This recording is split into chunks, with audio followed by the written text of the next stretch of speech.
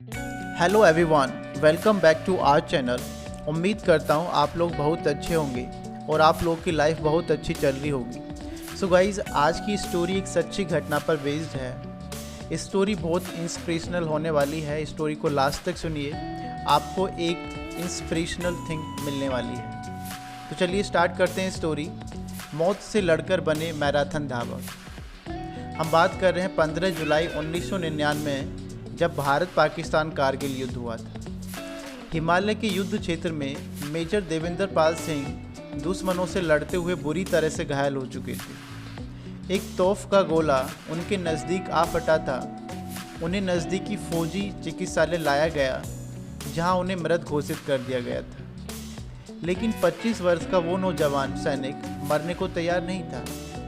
जब उन्हें नज़दीकी मुर्दाघर ले जाया गया तो एक अन्य चिकित्सक ने देखा कि अभी तक उनकी सांसें चल रही हैं। मोर्टार बम के इतने नज़दीक के फटने के बाद किसी भी सामान्य व्यक्ति का बचना नामुमकिन होता है। लेकिन देवेंद्र पाल सिंह कोई सामान्य व्यक्ति नहीं थे।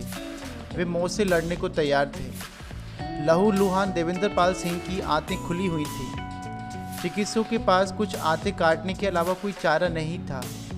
उन्हें बचाने के लिए उनका एक पैर भी काटना पड़ा।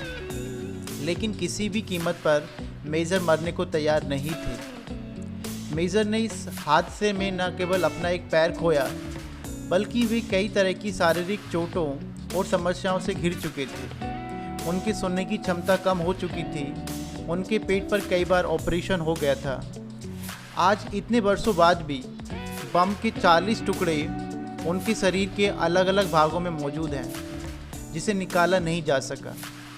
देवेंद्र कहते हैं, वास्तविकता को समझना और उस पर पार पाना बहुत लोगों के लिए कठिन होता है। लेकिन मैं और मेरे साथी जो घायल हुए थे, हमारे लिए ये गौरव की बात थी, क्योंकि हम हमारे देश की रक्षा करते वक्त घायल हुए थे। मेजर की इच्छा शक्ति और मजबूत इरादों से उनकी जान तो बच गई, लेकिन उन्हें अब एक नया जीवन जीना सीखना था। उन्होंने निश्चय किया कि अब वे अपनी अपंगता के बारे में और नहीं सोचेंगे। उन्होंने अपनी इस कमजोरी को एक चुनौती के रूप में स्वीकार किया। वे 1 वर्ष तक चिकित्सालय में रहे। किसी को भी विश्वास नहीं था कि वे अब कभी चल भी पाएंगे। लेकिन देवेंद्र सिंह को अपंगता की जिंदगी स्वीकार नहीं थी। इन्होंने निश्चित किया कि वे न केवल चलेंगे बल्कि दौड़ेंगे भी। अस्पताल से छुट्टी मिलने के बाद उन्होंने वैसाखी के सहारे चलना शुरू कर दिया। कुछ समय बाद उनके कृत्रिम पैर लग गया। लेकिन कृत्रिम पैरों के साथ चलना इतना आसान नहीं होता है। देवेंद्र को हर दिन भयानक दर्द सहना पड़ता था। जब वे गिरे थे तो एक नए उत्साह के साथ खड़े हुए, लेकिन उन्होंने हार नहीं मानी। देवेंद्र हर रोज़ सुबह 3 बजे उठ जाते थे और अपनी प्रैक्टिस शुरू कर देते थे। कुछ महीनों की प्रैक्टिस के बाद देवेंद्र पाल 5 किलोमीटर तक चलने लग गए। कुछ समय बाद उनकी मेहनत रंग लाई और वे अपने कृत्रिम पैर से मैराथन में दौड़ने लगे।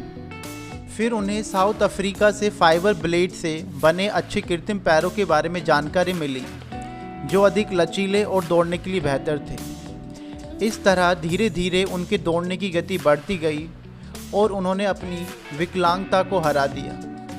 17 वर्ष बाद आज देवेंद्र भारत के एक सफल ब्लेड रनर हैं और उनके नाम 2 वर्ल्ड रिकॉर्ड हैं। देवेंद्र कई मैराथन दौड़ों में हिस्सा ले चुके हैं और आज भी वे थकते नहीं हैं। 42 वर्ष के देवेंद्र ब्लेड रनर होने के साथ साथ एक सफल प्रेरक वक्ता, दैट मीन्स मोटिवेशनल स्पीकर भी हैं।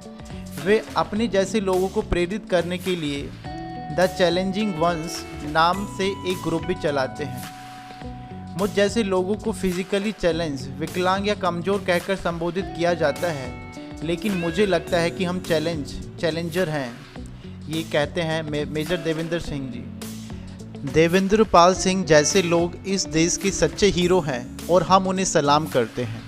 सो दोस्तों, कैसी लगी आपको ये सच्ची घटना? प्लीज़ कमेंट करके ज़रूर बताना। और आई थिंक बहुत इंस्पिरेशनल स्टोरी, मुझे पढ़ते हुए कुछ रोंगटे खड़े हो गए। तो बहुत इंटरेस्टिंग स्टोरी इनकी रही है। इन्होंने अपनी मौत को मात देकर अपनी दौड़ने की प्रैक्टिस को जारी रखा और साथ के साथ उन्होंने 2 वर्ल्ड रिकॉर्ड भी अपने नाम लिखे हैं। तो दोस्तों मिलते हैं ऐसी कहानी के साथ, जब तक के लिए जय हिंद, वंदे मातरम। अगर आप चैनल पर नए हैं तो चैनल को सब्सक्राइब कर लीजिए, साथ के साथ बेल आइकन को प्रेस कर लीजिए, जिससे कि आपको अपकमिंग वीडियो का नोटिफिकेशन टाइमली मिल जाए। Thank you.